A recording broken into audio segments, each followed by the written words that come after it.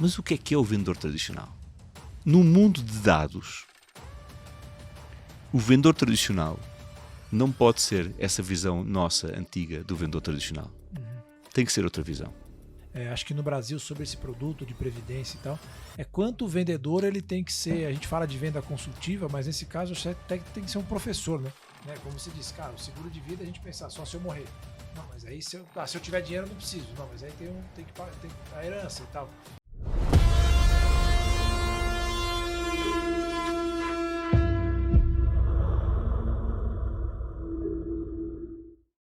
Olá, turma, muito bom dia. Estamos gravando aqui de manhã com um convidado muito legal que a gente teve a oportunidade de se conhecer. Já falo mais sobre esse tema. Estamos no episódio aqui número 6 da série Vortex, que tem o objetivo de juntar especialistas em vendas de vários segmentos. Certamente, se você chegou até aqui, você já viu outros grandes diretores de vendas aqui falando sobre suas experiências anteriores e sobre os desafios atuais de vendas. Hoje a gente vai falar de inteligência artificial e de várias outras desafios de vendas, né?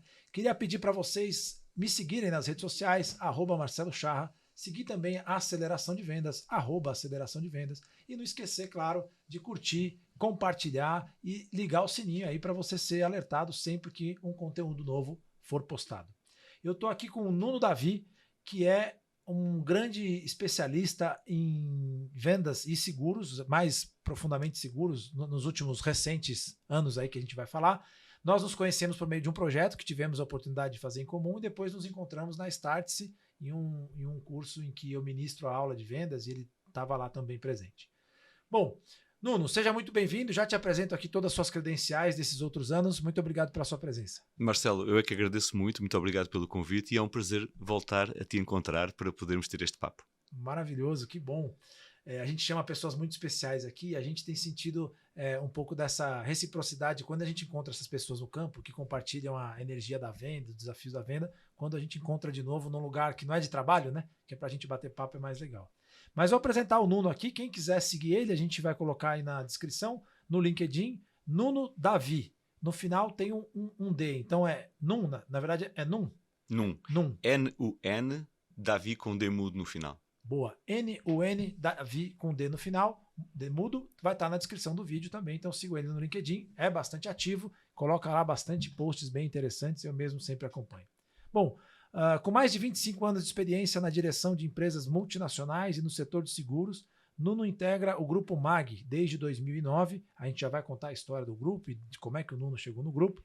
Tem sólida trajetória profissional que inclui passagens por países como Itália, Portugal e Brasil. Aqui vai ficar uma curiosidade, quero saber qual a diferença dos vendedores de cada um desses lugares. Imagino que a cultura influencie muito. É formado em comunicação empresarial pelo Instituto Superior de Comunicação Empresarial em Lisboa. Antes de sua chegada à MAG Seguros, atuou por 8 anos na diretoria comercial da subsidiária portuguesa da Europe Assistance, multinacional francesa especializada em seguros de assistência. Anteriormente, durante sua estadia na Itália, atuou por 3 anos no setor automotivo como gerente de marcas da Piaggio e Vespa no Piaggio Veicoli Europei. É isso sim que fala? É Piaggio, a marca é Piaggio, isso é o nome societário.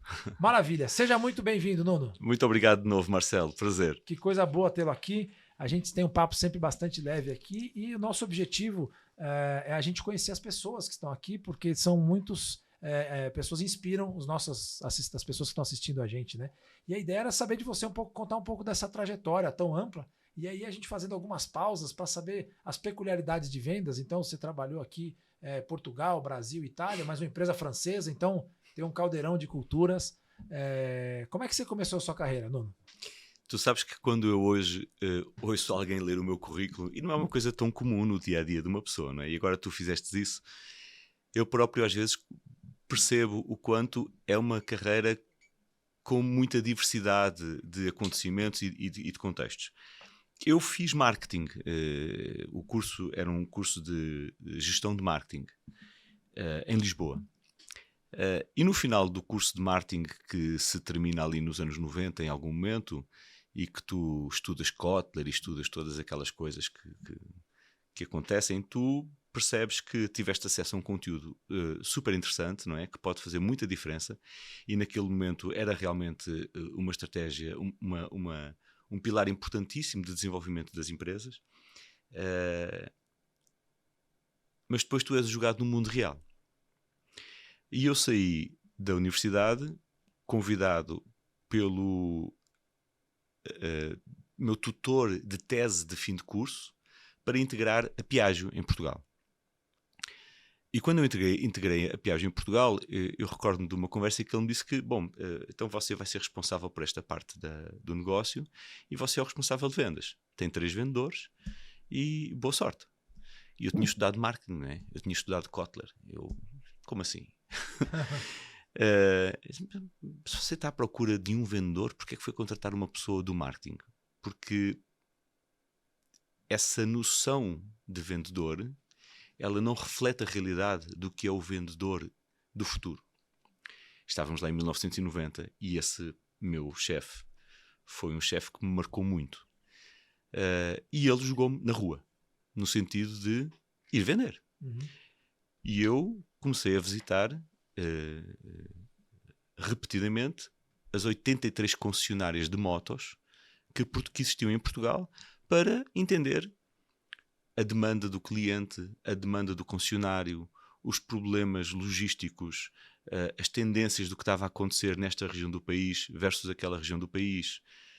Progressivamente fui começando a entrar na dialética também com a matriz em Itália, negociando aspectos específicos de engenharia de alguns produtos que eram possíveis de ser customizados, coisas simples como a distância do freio para o manipulo de aceleração e que tinham customizações possíveis que nós podíamos fazer. E esse período foi um período muito rico para mim, para eu entender o que era a gestão de uma força de vendas, por pequena que fosse, e a interação com uma cadeia de distribuição, que eram os concessionários, e, por fim, a interação com o próprio cliente final. Esse período foi um período... eu era muito novo, eu tinha 21 anos quando eu comecei a trabalhar na Piaggio. E ainda durante o curso eu comecei a trabalhar na Piaggio. Eu era obrigado a fazer um estágio no final do curso. Então, no último ano, eu já estava a trabalhar na Piaggio e estava a terminar o curso. E esses 3 anos que eu fiz na Piaggio depois originaram que eu fosse, em algum momento, convidado para integrar a Piaggio em Itália. A matriz da Piaggio em Pontedera, que é uma fábrica, ainda hoje é a principal fábrica do grupo Piaggio. Na altura era uma fábrica de 6.000 pessoas, com planta de produção de veículos, não é? E aí eu descobri-me aos 25, 26 anos a fazer aquilo que eu tinha estudado na escola. O 12º capítulo do Kotler, do Marketing Management, era sobre desenvolvimento de produto. E por alguma razão fatalista, não é? Eu tive que traduzir esse capítulo do Marketing Management para português, porque o meu Marketing Management lá em 1990 não existia em português, existia só em inglês. E eu fiz a tradução do 12º capítulo, que era Desenvolvimento de Produto. E então, aos 25 anos, eu fui para uma fábrica fazer desenvolvimento de produto. E isso foi um momento incrível. Porque aí tu descobres-te, nessa idade, a fazer exatamente aquilo para que tu tinhas estudado, ou uma parte daquilo que tu tinhas estudado, mas num país pequeno como é Portugal, e em que a ambição de ter esse tipo de função é difícil de imaginar. E eu tive essa oportunidade. Então eu participava nos processos de desenvolvimento de produto para todo o mundo, para a China, para a Europa, para a América do Norte. E foram, de novo, cerca de 3 anos, em que eu pude trabalhar intensamente no marketing kotleriano, tá? O marketing dos 4 P's, não é? De produto, de preço, de forma de distribuição. Isso era mais das sucursais nacionais, não é? Da empresa. Enfim, mas tudo isso foi um momento de efetivamente exercitar na prática esse conhecimento teórico adquirido lá atrás, quando eu tinha estudado administração de marketing. Em algum momento eu fui procurado por uma empresa de search. Essa empresa de search ofereceu-me uma posição de diretor comercial da filial portuguesa da Europa Assistance. Aquilo naquele momento do meu de vida fez algum sentido, porque eu e a minha primeira esposa, nós tínhamos pensado que para ter um filho a gente quereria estar de volta a Portugal. Então aquele convite apareceu na hora certa do ponto de vista pessoal. eu aceitei o convite e mudei-me de novo para Portugal. Deixa eu só fazer uma parte, então, para a gente aproveitar o Europa Assistance, não, a Piaggio. Piaggio, eu vi aqui Vespa é aquela motinha? Isso. Ela é a A Vespa fabricante é uma marca a Piaggio tinha na altura 14 marcas, Tá, e a marca mais conhecida é a marca Vespa. sim. Vou explorar aqui um pouquinho, a Claro. gente já vai para Portugal, né? Claro. Que eu acho que essa experiência é bem rica, assim. Porque você começou comentando o seguinte: eu fui para campo, né? Eu era de marketing, fui para vendas, então meio que jogando ali numa posição que não era muito natural. E aí você teve a oportunidade de ir para campo e de perceber as dores do campo do cliente, né? Do cliente final. Quer dizer, quais são aquelas situações que só eu vou chamar aqui o vendedor, né? Sim. Nós estávamos comentando aqui ontem a importância de que o vendedor é o cara que está mais próximo do cliente. Embora ele seja muito mal visto nas empresas, né? Porque é o cara que demanda muito, pô, o preço está caro, o produto não está aderente, etc. e tal, ele está na linha de frente com o cliente. Conversando com o pessoal da Electrolux, né? O Carlos, ele falou assim: a gente tem um treinamento de Lean, né? Do Lean Sigma lá, Lean, para os nossos promotores de vendas, porque são eles que conseguem ver qual é o valor que meu cliente vê num produto final. E eles estavam passando por uma dificuldade lá que era assim, cara, por que tem uma loja que vende muito um fogão novo e tem outra loja que não tem? E foram entrevistar justamente o promotor, porque é quem está no dia a dia. Ele falou, cara, eu descobri que as pessoas compram o fogão porque esse fogão sai a tampa de vidro para limpar. Enquanto o departamento de engenharia economiza gás, a chama, etc. e tal, né? Então, voltando para essa sua experiência de campo, o quanto isso te ajudou ter visitado e sentido a dor do cliente, seja ele a loja que vende, quanto o cliente final, né? Você falou da manopla, do freio, para quando você entrou em produto, para que isso de fato fizesse diferença lá quando você estava na estratégia de produto. Foi uma sorte e foi uma visão desse meu primeiro chefe, de ter pego numa pessoa formada. Bom, ele viu alguma coisa em mim que ele percebeu que eu não era um marqueteiro tecnocrata, ou burocrata na realidade, né? Porque ele podia ter convidado qualquer outra pessoa e ele foi pegar em mim. Eu tinha sido aluno dele, ele tinha sido o meu tutor de tese e convidou-me para ir para uma função de vendas. Então, se ele tivesse visto apenas esse marqueteiro burocrata, não teria convidado. Então ele viu qualquer coisa. E isso permitiu-me exercitar coisas na minha vida, como, por exemplo, a timidez. Hoje, quando eu digo às pessoas com quem eu convivo que eu sou estruturalmente uma pessoa tímida, as pessoas riem-se de mim, mas eu sou estruturalmente uma pessoa tímida. Mas quando eu fui para campo, eu tive que resolver esse assunto, não é? Sim. Eu tive que encontrar uma solução para isso. E encontrei. E hoje, eu acho que eu sigo sendo estruturalmente uma pessoa reservada, mas timidez não cabe mais na minha vida, não é? Sim.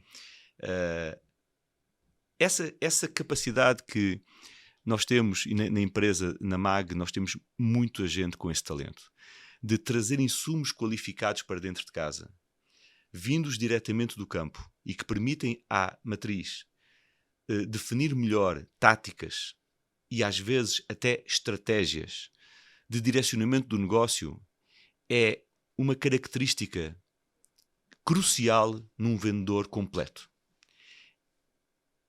Na MAG nós prestigiamos muito os nossos vendedores, muito. A empresa é uma empresa que não tem esse tipo de preconceito relativamente ao vendedor, graças a Deus e graças à sua história, né? E o vendedor, ele sabe que ele tem essa função. Ele sabe que ele tem a função de trazer isso para dentro de casa. Eu vou-te contar uma coisa curiosa de Itália. Quando eu fui para a Itália, depois de ter sido vendedor, uma das coisas que eu tinha sob a minha responsabilidade era a gama de cores das scooters, não é?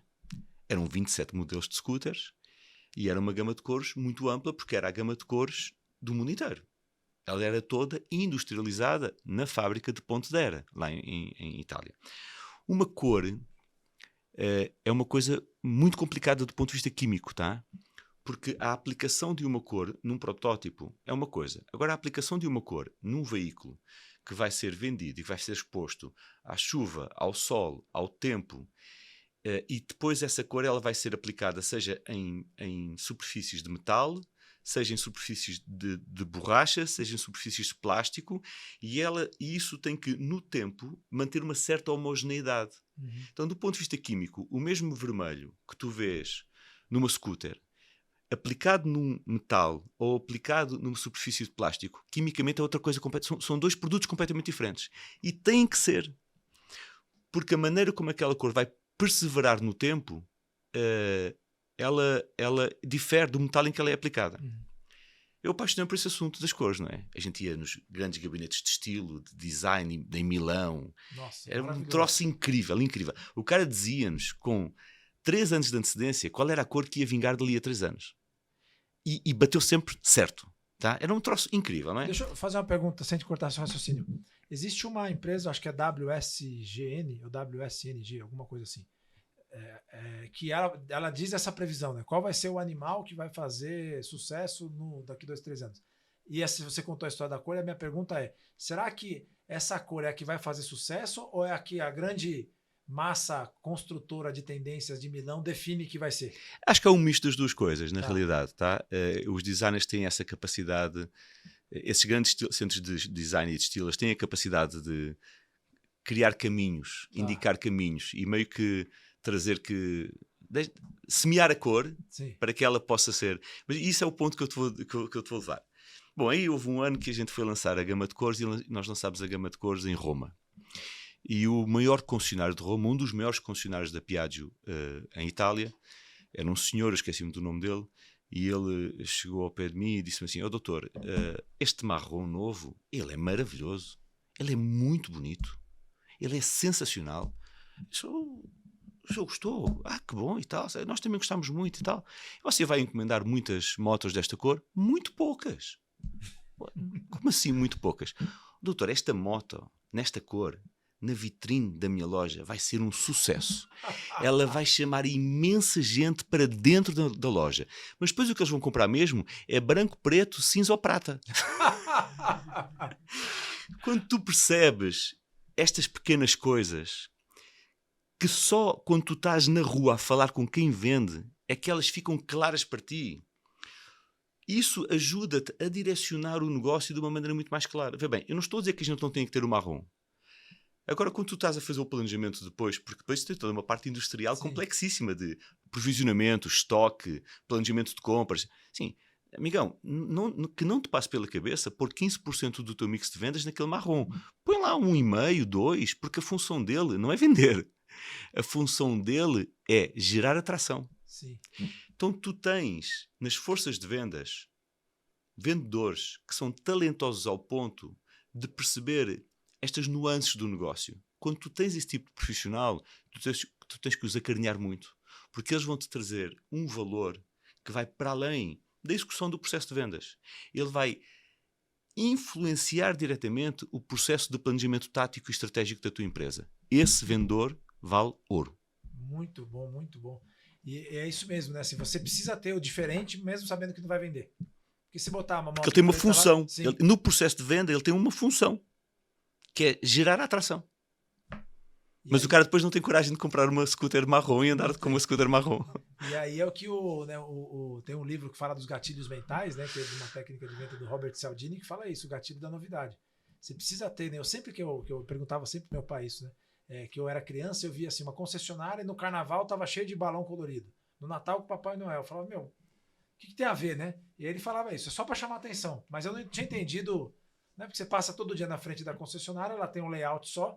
Se ela não mudar o layout, o seu cérebro apaga ela do... Vira cenário. Vira cenário, não, é paisagem, né? Não tem mais nada de novo.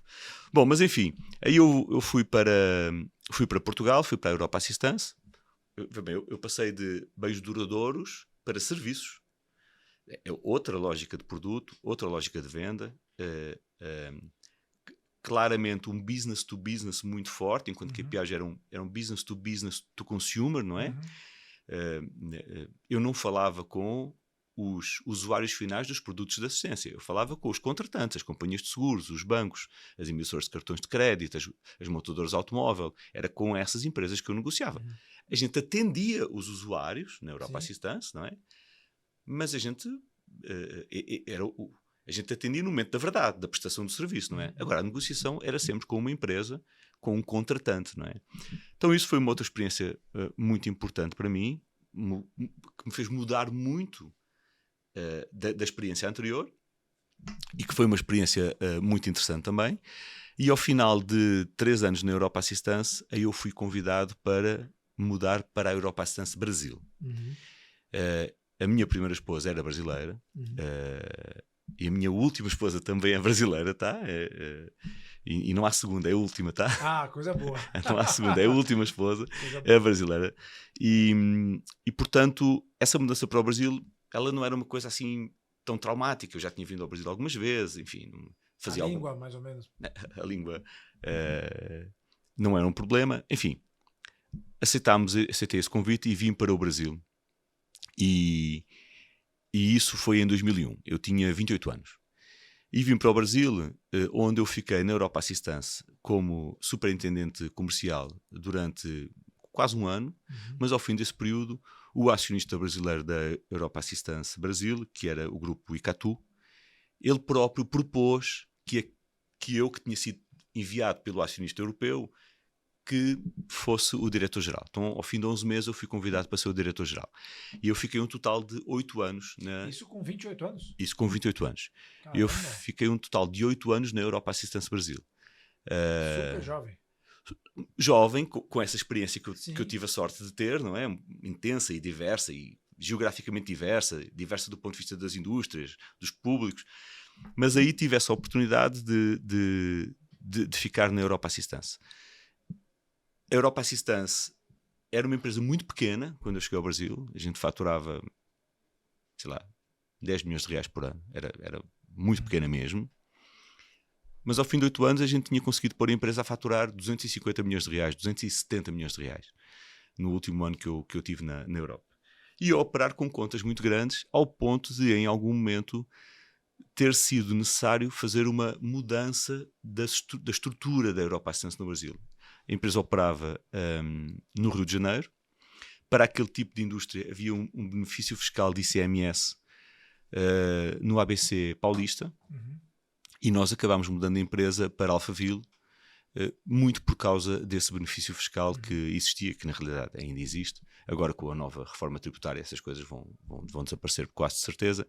Mas na altura era 4,5% de diferença no bottom line. Então era uma diferença pesadíssima, não é? Então mudámos a empresa para São Paulo.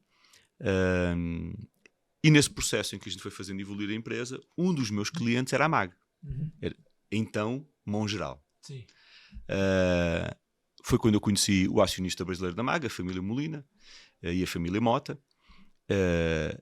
Eles eram meus clientes, eu interagia com eles com alguma periodicidade. Eles distribuíam a Europa Assistance. Eles incluíam os serviços de assistência da Europa Assistance nas apólices de vida da Mongeral. Como um white label. É porque as apólices todas de seguro, elas têm algum serviço de assistência incluído nela. Ah, entendi. Ela contratava. Então eles precisam de um prestador desse serviço. Sim. E nós éramos os contratados ali. E aí, dessa interação, aconteceu um momento em 2009 em que os Molinas estavam a negociar a entrada do grupo Aegon holandês no capital da Mongeral. Eu não sabia disso. Mas em algum momento eles chamaram para uma conversa e disseram: olha, a gente conhece você há muito tempo, estamos aqui num momento em que vai entrar um acionista estrangeiro e a gente gostaria de ter alguém que tivesse esse background de multinacional e tal. E a gente conhece-o bastante, aprecia muito o seu trabalho. Você estaria na disponibilidade de pensar um movimento de carreira? Na Europa Assistance estavam a acontecer algumas mudanças estruturais também importantes. A coisa começou a fazer sentido para mim e eu acabei aceitando o convite dos Molina e dos Mota para integrar a Mongeral, que entretanto virou para Mongeral Aegon. Né? Entrei como diretor de novos negócios, porque com a entrada dos holandeses, um dos objetivos era diversificar os modelos de negócio da Mongeral. E passado cerca de um ano e meio, o Helder, o nosso presidente, ele convidou-me para assumir a diretoria de marketing. Voltando um pouquinho à minha origem de marketing lá atrás. Aí eu fiquei como diretor de marketing. Aqui as datas vão começar a falhar, mas 2009 eu fui diretor de marketing de 2010 até há quase 3 anos atrás. E há 3 anos atrás, o Helder, o nosso presidente, convidou-me para assumir também a diretoria comercial. Nós temos um conselheiro hoje, que era o anterior diretor comercial, o Osmar ficou 25 anos naquela função, criou a máquina de vendas, que é a Max Seguros, e aí eu recebi esse convite para receber esse legado riquíssimo e importantíssimo que o Osmar e a equipe do Osmar criou ao longo do tempo, e poder continuar esse legado. Então, desde há cerca de 3 anos, vai fazer agora, dia 1º de janeiro, 3 anos, eu estou como diretor de marketing e diretor comercial da Max Seguros. Muito bom, que trajetória rica, parabéns. Muito obrigado. Bem diversa, né? Eu sou um privilegiado, tá? Eu tive muita sorte na vida em alguns momentos, e hoje olho para trás e eu vejo o quanto eu sou um privilegiado de ter tido oportunidades, obviamente ter aproveitado essas oportunidades, mas de ter tido oportunidades de fazer tanta coisa diferente ao longo da minha vida. Você usou a palavra sorte algumas vezes no discurso, né? Você acha que foi sorte mesmo ou o que você atribuiria? Tem aquelas frases feitas de sorte é para quem se prepara para ela e tal. Eu também acredito em tudo isso, tá? Se tu tiveres sorte, mas tu não estiveres preparado para aproveitar aquela sorte, não vai funcionar. Sim. Mas eu acho que a gente, às vezes, na vida, de vez em quando, tem mesmo sorte, tá? Sim. Acho que tu estás na hora certa, no lugar certo, no contexto certo, para que aquilo que tu construíste faça sentido para aquela decisão. Sim. Então eu não atribuo as coisas à sorte, por amor de Deus, isso é demasiado espiritualizado. Sim. Para a minha capacidade de espiritualização. Mas eu acho que em algum momento da vida eu tive sorte, sim. Eu tive alguns momentos precisamente que eu tive sorte. Alguns, falando um pouco mais dessa questão do universo, das coincidências do universo, né? O pessoal fala que tem um departamento do nada, né? Aí você fala, nossa, do nada encontrei aquela pessoa, né? Já deve ter usado essa expressão, né? Do nada. E aí a gente fica brincando que o departamento do nada é achar, um monte de gente que está em algum lugar no planeta falando, não, o Nuno precisa encontrar essa pessoa, então eu vou desviar o caminho dele, ele vai tropeçar aqui, essa pessoa vai ajudar, e aí é o que a gente chama de sorte também, né? São coincidências que convergem. Eu era muito pouco espiritualizado, 23 anos de Brasil mudaram muito isso em mim. Eu acredito muito em tu te esforçares por fazer a coisa certa. Uhum. Eu acho que há 2 coisas que eu acredito, que eu hoje em dia acredito muito: esforçar-te por fazeres a coisa certa e nunca te enganares a ti próprio. Esforçar por fazeres a coisa certa é realmente, perante uma situação que seja mais difícil, tu tentares perceber o que é o certo e o que é o errado. E sempre há uma coisa que é mais certa e uma coisa que é mais errada. E se tu conseguires defender o que é mais certo e ir pelo caminho mais certo, cara, em algum momento isso vai voltar para ti de uma maneira positiva. Nossa, que legal. E eu digo assim, né? Eu sempre falo do caso da Blockbuster, que ela teve a oportunidade de comprar Netflix e tal, né? E aí eu fico imaginando a reunião, chamou um monte de consultorias das Big Four, só gente inteligente do mundo inteiro, né? Não dá para imaginar que esse processo foi algo do acaso, né? Mas em algum momento, mesmo com todos os dados lá, alguém teve que tomar essa decisão. Eu não vou chamar de certo e errado no sentido moral, mas vou dizer de certo e errado, qual a decisão certa, né? E aí eu falo, cara, nessa hora, o cara teve que sentar ele sozinho em algum momento, ouvir o coração dele e tomar uma decisão. Compro ou não compro? Tu estás-me a dar a deixa, eu disse que eram 2 coisas, Sim. né? Estás-me a dar a deixa para eu voltar à segunda. Nunca te enganes a ti próprio. Eu tomei decisões erradas na minha vida. Obviamente, tu tomaste, sim, todas as pessoas tomam decisões erradas na vida. O tempo em que te chega a consciência do errado da tua decisão não é sempre o mesmo. Às vezes tu tens um karma imediato, né? Sim. Mas não é assim na maior parte das vezes. Há uma maturação para tu chegares à compreensão de que tu tomaste uma decisão errada. Quando tu tiveres a oportunidade de refletir sobre isso, porque às vezes tu tens um momento de dúvida, será que foi errada, será que não foi? Mas em algum momento tu chegas, não, foi errada. Cara, apropria-te desse erro. Toma consciência total desse erro. Não o escamoteis de maneira nenhuma. Não o desculpes, não o racionalizes. Apropria-te do erro.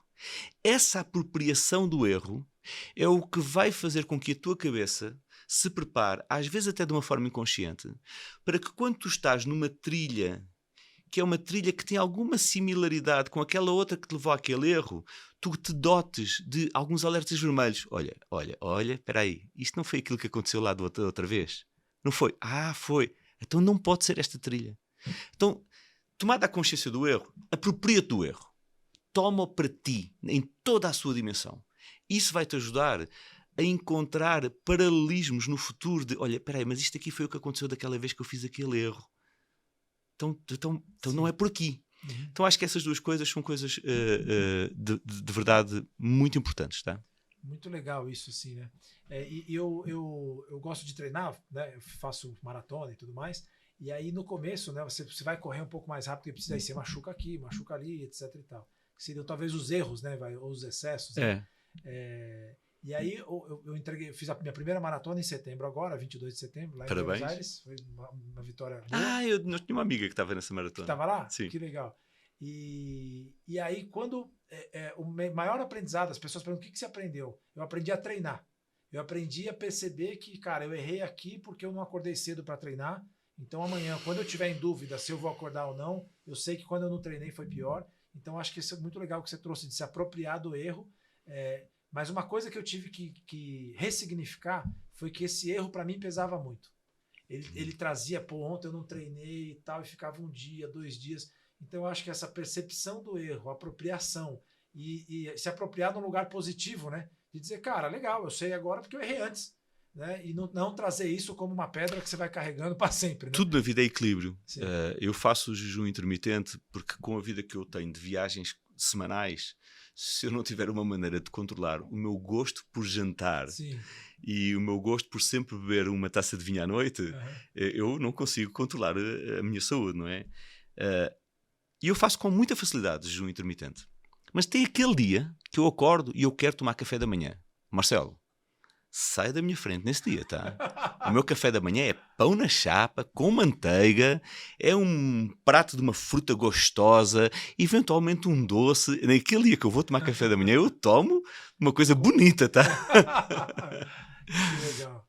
E você tocou nesse assunto, eu acho que é um lugar que a gente sempre acaba indo aqui no podcast, né? O quanto você entende que essa importância do bem-estar físico, né? Físico, mental e até espiritual, é importante para a alta performance. Você estava comentando, né, que com 28 anos você assumiu uma empresa que faturava 10 milhões de reais, né? Isso.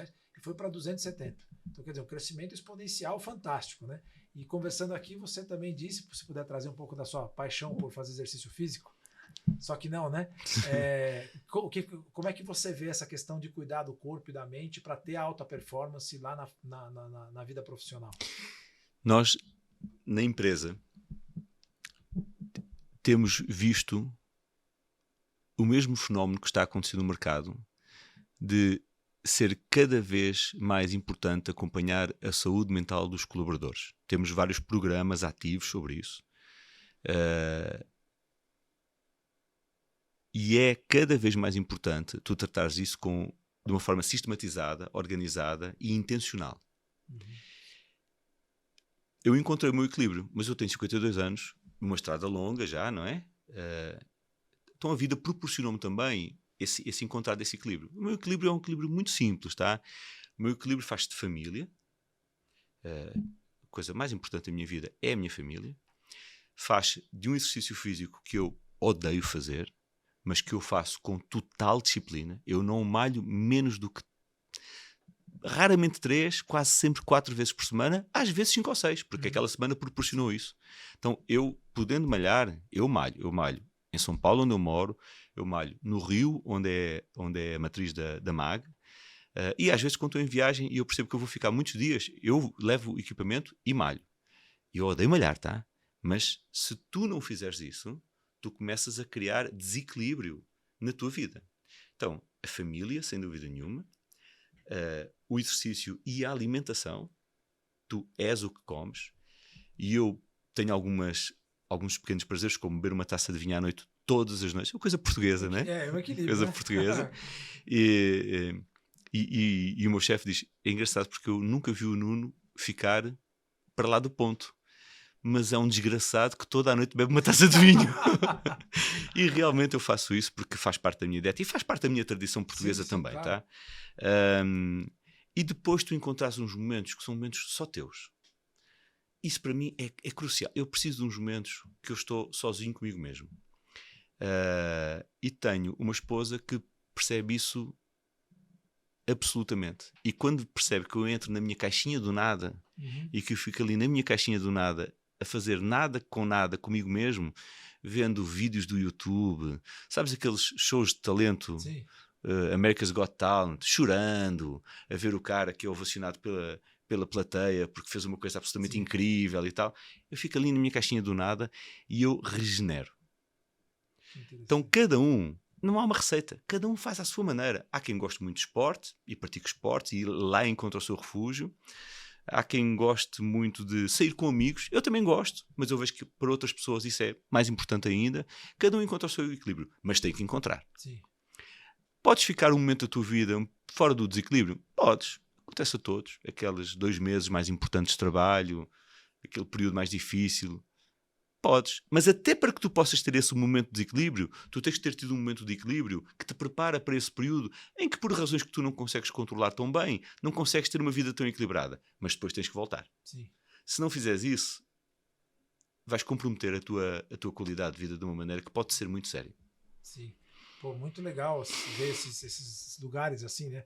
A gente sempre costuma ver, quando a gente fala de grandes líderes, diretores e tudo mais, sempre é um papo muito de negócio, né? E a gente tenta trazer um pouco essa questão do autoconhecimento. E dentro desse ficar no nada, você pratica alguma coisa de respiração, meditação, algum tipo de... Não cheguei nesse ponto. Não chegou ainda? Já baixei aquele aplicativo, tem um aplicativo bom para isso, né? Sim. Já tentei usá-lo umas 2 ou 3 vezes. Já usei no avião às vezes, uso no avião e tal. Mas como eu tenho a bênção de que eu tenho um botão para dormir, que eu carrego e eu adormeço em 3 minutos. Ah, eu vou embora então. Aí, sim, é uma bênção que eu tenho, eu uso ela. E você, então, na parte descontraída aqui, o que você acha do Abel Ferreira?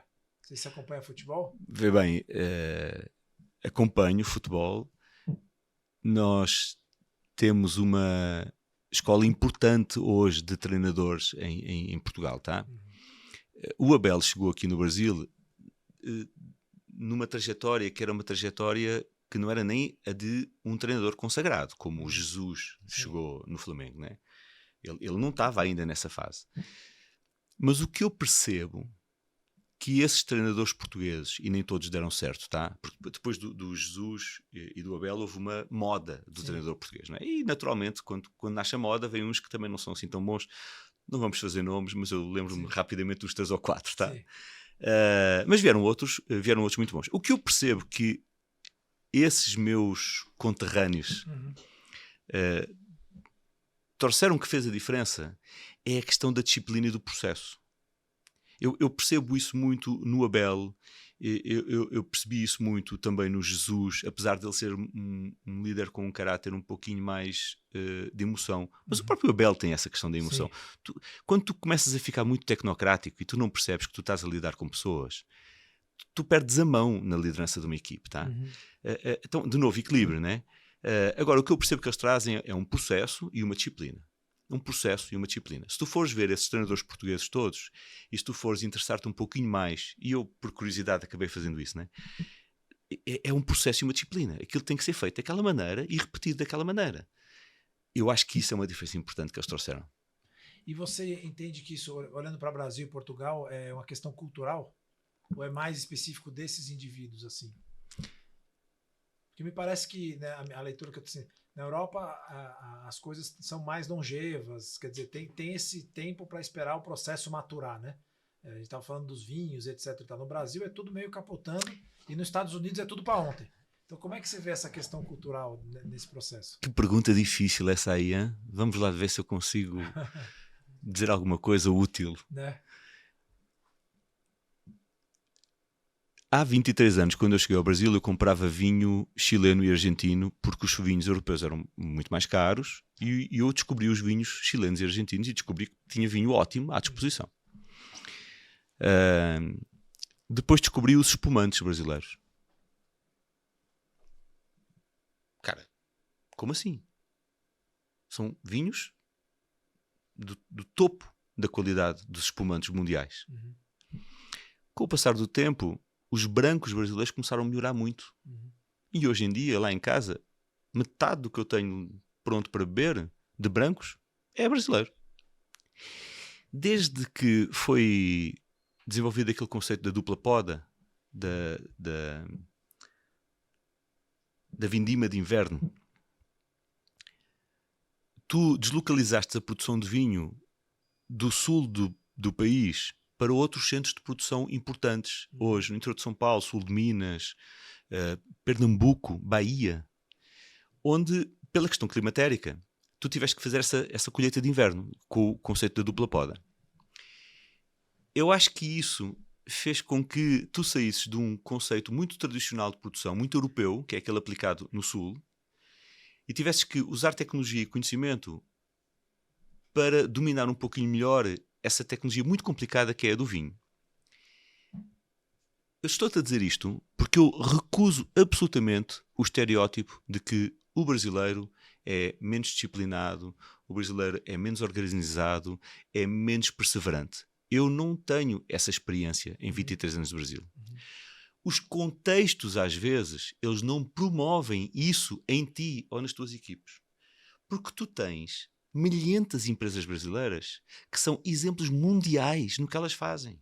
E nós conseguimos os dois mencionar aqui 4 ou 5 muito rapidamente. Sim. Então, o que eu acho que tu tens que identificar é as características de sucesso para que um contexto seja um contexto altamente competitivo e altamente eficiente.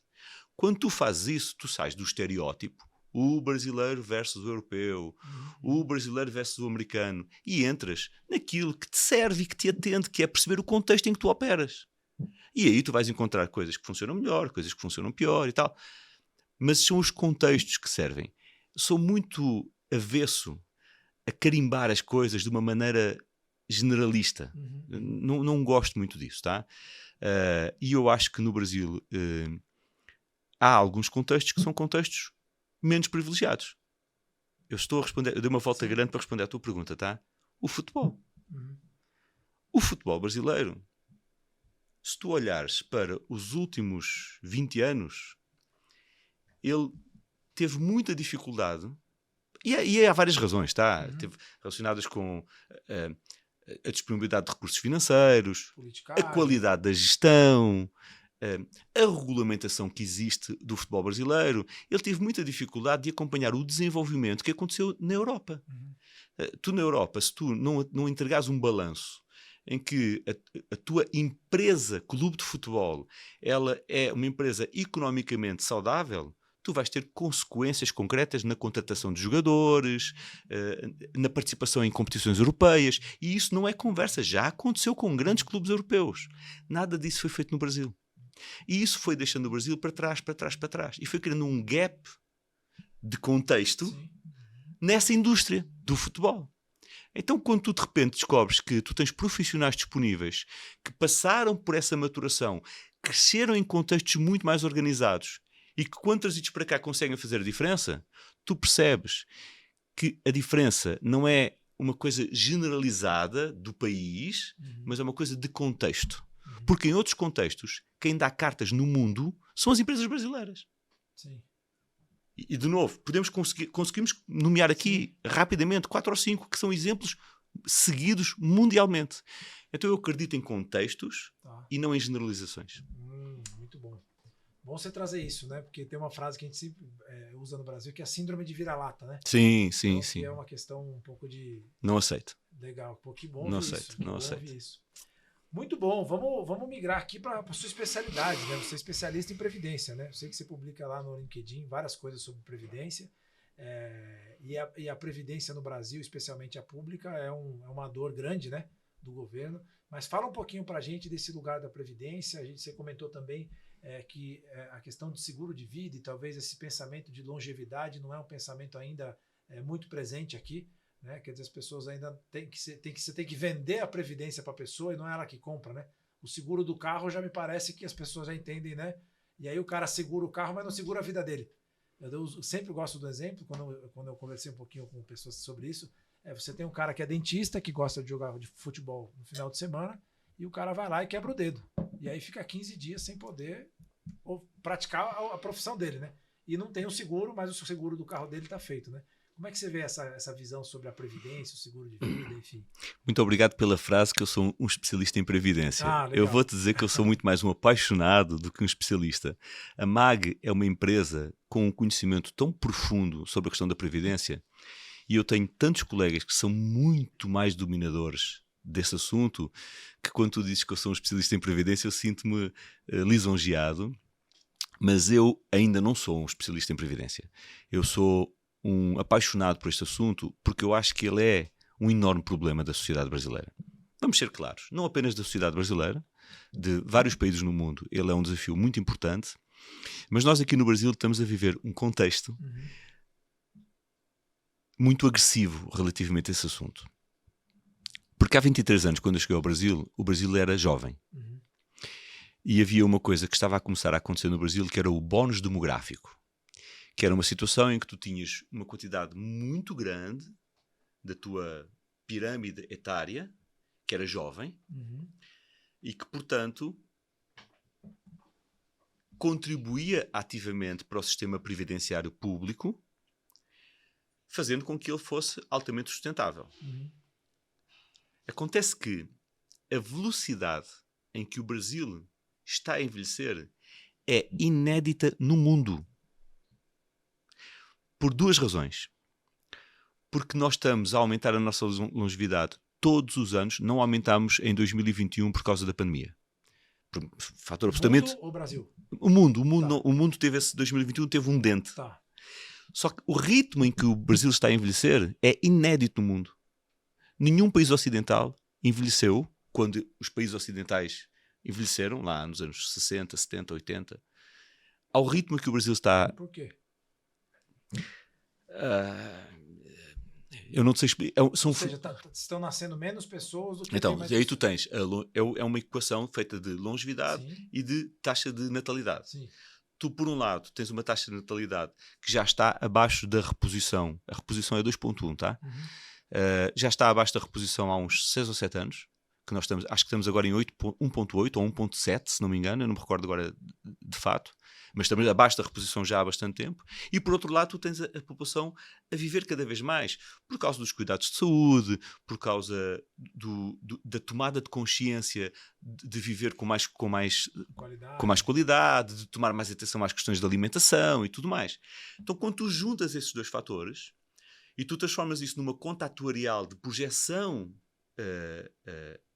da massa brasileira que tem direito à previdência, tu percebes claramente que a situação dada da demografia brasileira é uma situação que gera a insustentabilidade do sistema previdenciário brasileiro. Tanto é assim que nos últimos 20 anos foram feitas 7 reformas da Previdência.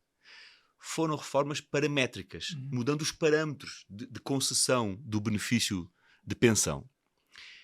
Então, isso realmente é um enorme problema.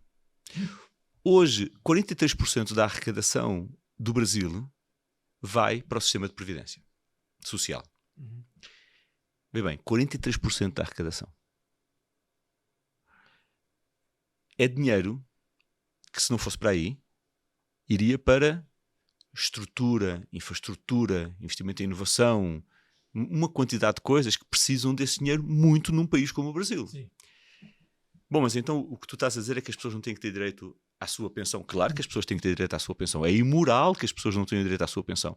Agora, de fato, a matemática da demografia brasileira hoje trouxe-nos para uma situação que, ou nós como sociedade, e particularmente aqueles atores da sociedade que têm mais responsabilidade nisso, como o governo, as entidades reguladoras, os operadores privados, os fundos de pensão, ou nós todos nos unimos e damos a mão para encontrar uma solução, que seja uma solução que nos dê a esperança de reencontrar essa sustentabilidade, ou então nós estamos a deixar para os nossos filhos e para os nossos netos uma situação extremamente ingrata do ponto de vista da aposentadoria. Isto é muito complexo. Nós temos um Instituto de Longevidade na MAG há 8 anos, porque nós, por inspiração do Sr. Molina, pai do Hélder, até o ano passado presidente do nosso Conselho de Administração, ele há mais anos, há mais de 10 anos atrás, ele queria muito fazer um instituto que pensasse a longevidade. Há 8 anos nós fizemos isso. Então nós vimos pensando esse assunto de uma maneira muito clara. Há desafios para todos aqui. Há desafios para as empresas, porque que bonito que é dizermos que eu tenho que tratar da questão da longevidade. Quantas pessoas com mais de 50 anos é que tu contrataste na tua empresa? Tá raro. Cada vez mais raro. Como é que a gente vai resolver essa questão se nós seguirmos... Eles não estão nem trabalhando, não é só que eles estão usufruindo do benefício, né? É que muitos deles não... Talvez está necessitando do benefício já antes. Muitos deles não chegaram no momento de ter constituído uma reserva suficiente para a sua velhice. E se eles não forem viver mais 20 anos, se eles forem viver mais 30 ou 40 anos, que é o que eles vão viver, Sim. então a ideia de que alguém pode parar de trabalhar aos 50 anos, ela é simples, ela é só irresponsável. Sim. Ela só é irresponsável. Isso não Mesmo existe. que ele tenha acumulado o dinheiro dele. Mesmo que ele tenha acumulado. Mas veja bem, quem é que aos 50 anos acumulou o suficiente para uma velhice que vai até aos 90? Muito poucas pessoas. Sim. Muito poucas pessoas. 0,0 qualquer coisa por cento. Sim. A esmagadora maioria das pessoas não fez isso. Sim. Então isso é um assunto que merece toda a nossa atenção, merece toda a nossa dedicação. Eu percebo que a indústria está motivada para esse assunto como nunca antes esteve e está unida à volta desse assunto como nunca antes esteve, e realmente precisa de ser assim. O governo tem que transformar a Previdência numa política de Estado. O setor de seguros, ele tem que ser uma política de Estado. O setor de seguros é um dos maiores promotores de poupança em qualquer país. Porque quando tu me compras uma apólice, eu faço uma reserva para o pagamento do benefício a que tu terás direito na ocorrência do evento que está coberto na apólice. Sim. Certo? Sim. Essa reserva é uma reserva que tem que ser aplicada. No Brasil existe legislação extremamente rigorosa e fiscalização igualmente rigorosa sobre a aplicação desses recursos. Tá? Zero medo sobre isso. Somos extremamente organizados desse ponto de vista. Mas esse dinheiro é um dinheiro que pode ser aplicado, por exemplo, em grandes fundos de investimento de infraestrutura. Então a indústria de seguros, ela é um dos maiores promotores de poupança. E isso tem que ser encarado pelos governos como uma política de Estado.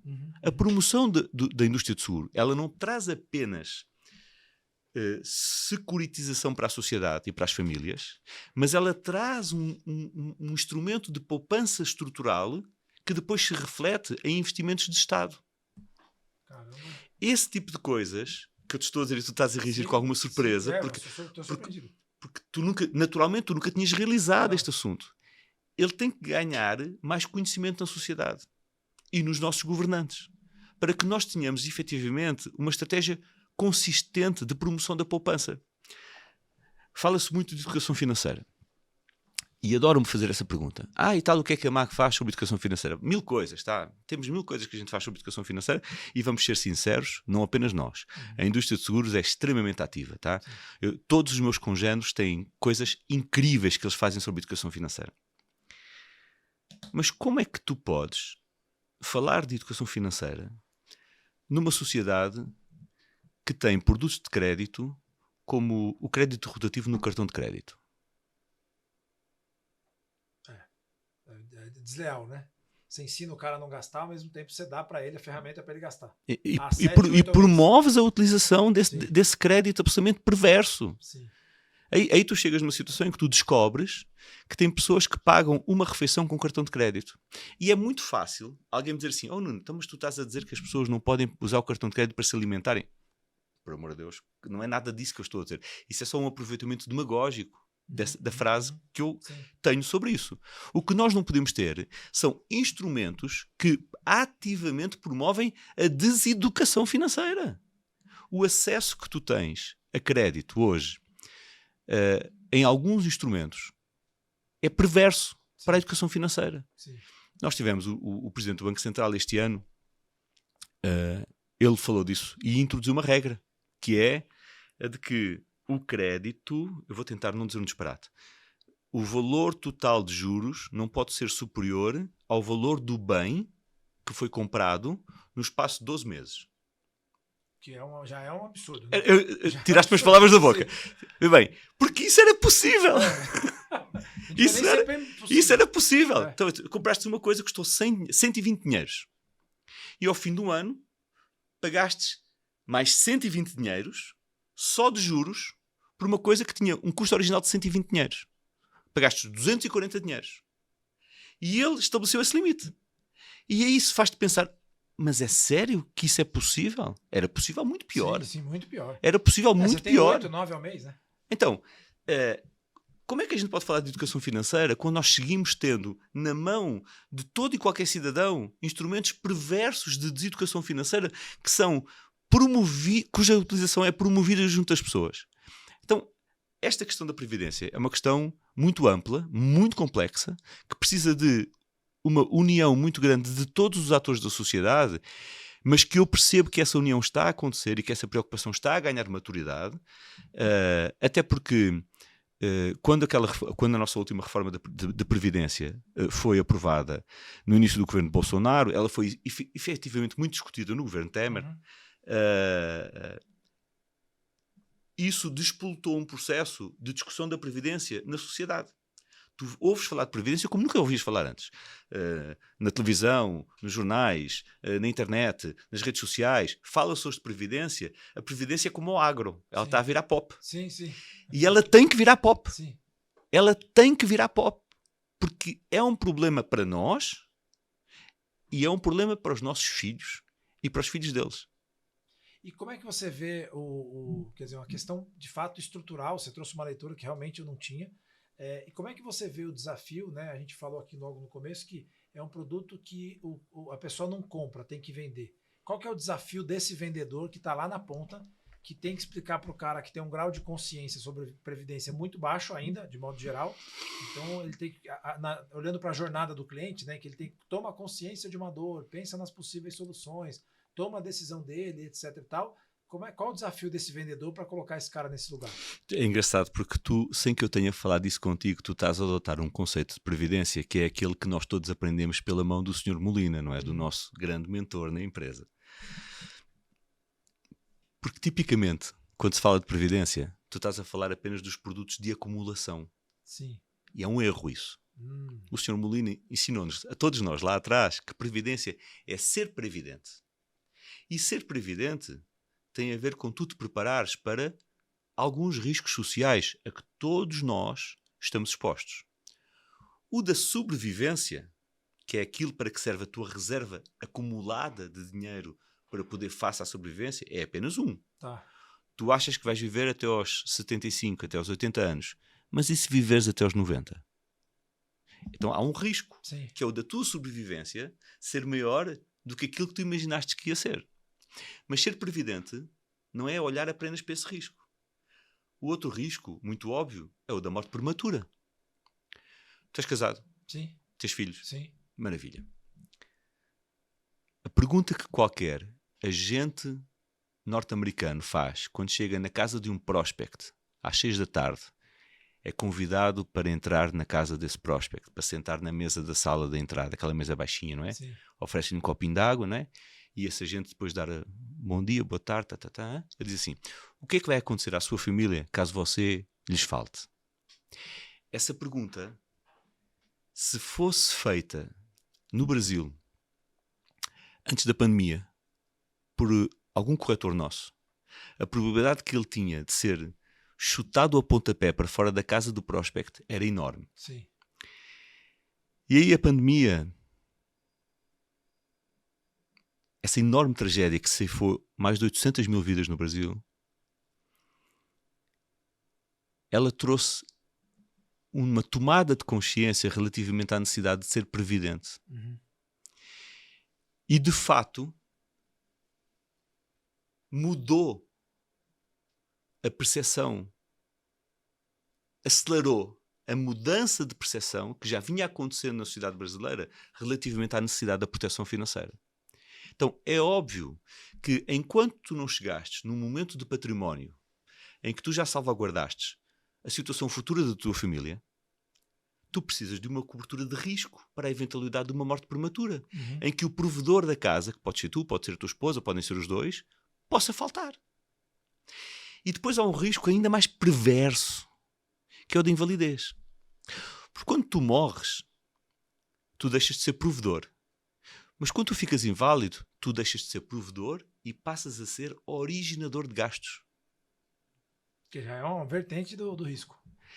Então, ser previdente, como nós aprendemos com o Molina, é tu abraçares uma solução de proteção que te proteja, que te permita ser previdente para esta extensão de riscos sociais a que todos nós estamos expostos. No Brasil, esse processo já vinha acontecendo antes da pandemia. Em 2018, em fevereiro, eu estava sentado na minha mesa e chegaram os dados de 2017, fechando o ano, os dados da SUSEP, da nossa superintendência reguladora, fechando o ano de 2017. E eu lembro de eu ter recebido os dados, ter olhado, ter ligado para a nossa superintendente de Analytics e ter dito, Kátia, eu recebi aqui os dados da SUSEP, mas estão errados. E acontecia às vezes, tá? Sim. Porque diz aqui que seguro de pessoas cresceu mais do que seguro automóvel. Que prémios arrecadados de seguro de pessoas foi maior do que prémios arrecadados de seguro automóvel. E essa não era a tradição brasileira. E eu não tinha percebido que estava a haver essa dinâmica. E ela riu-se e disse, não, eu fiz-me a mesma pergunta e está certo. Portanto, foi o primeiro ano em que no Brasil a quantidade de prémios arrecadados de seguro de pessoas foi maior do que seguro automóvel. Seguros de pessoas são previdências de todos os tipos. Vida, invalidez, tudo não isso. Não saúde. Saúde não... Não saúde. Saúde é outro ramo. Com a pandemia, esse processo foi acelerado. E hoje tu tens uma possibilidade boa de entrar na casa de um brasileiro, escolhendo bem as palavras e o contexto, dizer o que é que vai acontecer à sua família, caso você lhes falte por alguma razão. E de ter uma resposta construtiva a partir daí. E bem, isso é agredir a nossa matriz judaico-cristã cultural. Sim. Porque o latino que teve essa matriz de educação cultural judaico-cristã, a morte é um tabu. Há apenas um país latino no mundo que não trata a morte como um tabu, que é o México. Tem uma questão cultural específica lá. Mas não é da natureza do latino falar sobre isto. Já dos europeus do norte, do americano, onde tu tens uma matriz mais protestante, falar da morte é uma coisa que se faz com muita tranquilidade. Nós precisamos de ultrapassar esse tabu. E isso está a ser feito. E respondendo de novo à tua pergunta, tendo dado uma volta muito grande. O papel dos nossos vendedores é apresentarem-se a todo e qualquer brasileiro, porque todo e qualquer brasileiro precisa de uma solução de proteção financeira, e poderem sensibilizá-lo corretamente para essa necessidade. Porque até a pessoa muito rica precisa de um produto de proteção financeira. Sim. Porque se tu és muito rico e criaste um património muito grande, tu sabes quanto tempo, em média, é que tu vais demorar para liberar um inventário? Não sei. Eu sei que pagam um imposto de 4%, acho, né? Sim, isso também está em discussão, mas enfim... Já seria um problema, né? Já seria um problema. O cara acumula 100 milhões, aí a família tem que ter 4 disponível, que não pode ser desses 100, né? Para liberar os 100. O seguro de vida não entra em inventário. Sim. Como o seguro de vida não entra em inventário, ele é liquidez imediata. E tu crias a ponte entre a tua falta e a liberação do inventário. Sim. Então, vê bem, eu dei-te um exemplo de até onde tu menos esperarias que um seguro de vida fizesse sentido, também faz sentido. Sim. Então, cada pessoa no seu contexto, cada pessoa no seu momento de vida, a missão que as pessoas que escolhem trabalhar com a MAG têm junto aos seus prospects é entender o momento de vida daquela pessoa, entender o planejamento de vida daquela pessoa e oferecer o conjunto de coberturas e de capitais que se adequam da maneira mais correta para que aquela pessoa tenha o nível de proteção financeira de que ela precisa naquele momento de vida. Essa é a missão do nosso vendedor e essa é a missão, é uma parte importante da nossa missão, que é de capacitar, criar produto, treinar, acompanhar, ter processo, prestar um belíssimo serviço, fazer tudo isso para que a gente possa seguir crescendo a contribuição da indústria de previdência, entendida como seguro de vida, seguro de invalidez, acumulação, para o PIB. Porque é essa contribuição, e tu vais ver como tudo fecha. O nosso PIB, ele tem crescido consistentemente ao longo dos últimos 30 anos. Nunca ao ritmo que a gente gostaria, sim, mas tem. E a penetração da indústria de seguro de vida, nos exemplos dos países ocidentais desenvolvidos, ela foi aumentando também. Então eu costumo brincar com a equipe que nós trabalhamos num mercado condenado a crescer. Porque tu cresces de duas maneiras. Tu cresces porque o PIB aumenta, e se percebeu lá no mundo afora que quando o PIB aumenta, tu aumentas a contribuição de seguro de vida para dentro do PIB. Então tu cresces duas vezes. O PIB aumenta e a contribuição do mercado para o PIB, ela aumenta também. Sim. Ela hoje ainda é muito baixa no Brasil. Tá? Nós ainda estamos com 0,6% de contribuição da indústria de seguro de vida para o PIB brasileiro. 0,64%, se eu não me engano. Ou seja, do percentual do PIB. Do percentual do PIB. E quanto vamos dizer assim, de pessoas no Brasil, de potenciais clientes, quantos tem? Deve ser um número pequeno, né? Muito pequeno. De previdência, produtos de acumulação puro, esse número é, se não me engano, 9%. Tá. E de produtos de proteção é menor ainda. Tá. De proteção, morte, invalidez, não é? Então tu tens um crescimento... é o que eu te digo. O que eu brinco com a equipa é o seguinte: se nós fizermos tudo mal, nós vamos crescer. Sim. Se nós fizermos 2 ou 3 coisinhas bem feitas, nós vamos crescer mais. Sim. Então, e isso tudo associado a uma coisa incrível, que é... Tenta-te imaginar... Tu és um vendedor. Sim. Tenta-te imaginar no papel de um corretor nosso que chega na casa de um brasileiro, percebe claramente que é um lar que não está protegido financeiramente, explica a importância disso, gera a tomada de consciência de que isso é necessário e faz a venda de um conjunto de produtos e de capitais que vão trazer segurança financeira para aquela família. Ele sai de lá contente por 2 razões. A primeira, mais óbvia, mais natural, mais prosaica. Ao vender aquilo, ele vai ter uma remuneração. Sim. Legítima pelo trabalho que ele fez. Sim. O conhecimento, o tempo que ele gastou a adquirir conhecimento, e que ele transferiu para aquela família, e em compensação dessa transferência de conhecimento e da contratação dos produtos, ele tem a sua remuneração.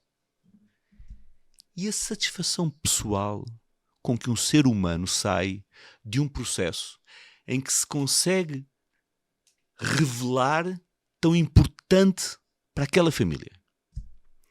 Se eu trouxer aqui alguns corretores nossos, que depois, no momento em que um membro dessa família faleceu, ou teve algum tipo de evento coberto por uma das nossas coberturas. Nós temos muitas coberturas que são em vida, doenças graves, cirurgias. Então o seguro de vida ele não é apenas para a morte, tá? Ou para a invalidez. Há uma quantidade de coberturas que são em vida. Coberturas como doenças graves, em que no momento da necessidade aquela pessoa tem direito a um capital que vai permitir tratar um câncer e resolver um câncer. Ou que vai permitir a uma família que perdeu o ou a provedora a seguir com a sua vida. Terminar a escola dos filhos, pagar as dívidas.